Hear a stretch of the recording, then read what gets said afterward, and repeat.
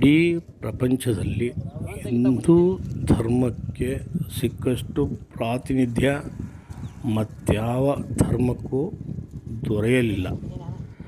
ಕಾರಣ, ಹಿಂದೂ ಪರಂಪರೆಯಲ್ಲಿ ನಾನಾ ವಿಧದಲ್ಲಿ ನೂರಾರು ರೂಪಗಳಲ್ಲಿ ಭಗವಂತನನ್ನು ಆರಾಧಿಸ್ಕೊಂಡು ಬರ್ತಾ ಇರೋಂಥದ್ದು ಅನಾದಿ ಕಾಲದಿಂದಲೂ ಇದೆ.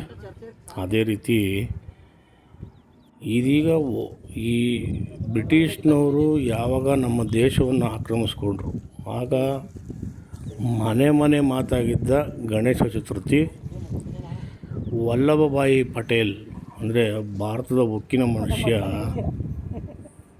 ವಲ್ಲಭಭಾಯಿ ಪಟೇಲ್ ಅವರು ಇದನ್ನು ಸಾಂಸ್ಕೃತಿಕವಾಗಿ ಬೀದಿಯಲ್ಲಿ ಆಚರಣೆ ಮಾಡುವಂಥ ರೀತಿಯಲ್ಲಿ ಮಾಡಿದ್ರು.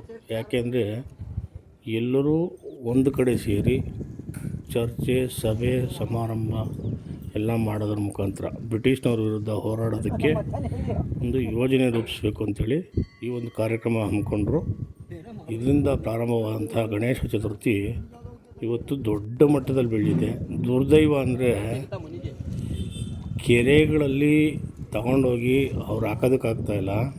ಇದೀಗ ಆಯಾ ವಲಯದಲ್ಲಿ ಆ ವಲಯವಾರು ಏನು ಅದು ಪ್ರಾಧಿಕಾರದವರವರೇ ಪಂಚಾಯತಿ, ತಾಲೂಕು ಪಂಚಾಯತಿ, ಜಿಲ್ಲಾ ಪಂಚಾಯತಿ, BBMP, ಬೃಹತ್ ಬೆಂಗಳೂರು ಮಹಾನಗರ ಪಾಲಿಕೆ, ನಗರಸಭೆ ಇವರೆಲ್ಲ ಲಾರಿಗಳಲ್ಲಿ ಲೋಡಲ್ಲಿ ತುಂಬ್ಕೊಂಡು ಬಂದು ನೋಡಿ ಹಿಂಗೆ ಬಿಸಾಕಿದ್ದಾರೆ.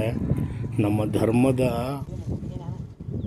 ಅಳಿವು ಉಳಿವಿನ ಪ್ರಶ್ನೆ ಅಂತ ಕೂಡ ಹೇಳ್ಬೋದು ಇದು. ಕಾರಣ, ನಾವು ಬೀದಿಗೆ ಒಂದು ಗಣೇಶ ಹಾಕಿದ್ರೆ ಸಾಕು, ಬೀದಿಗೆ 1000 ಗಣೇಶ ಇಡ್ತೀವಿ.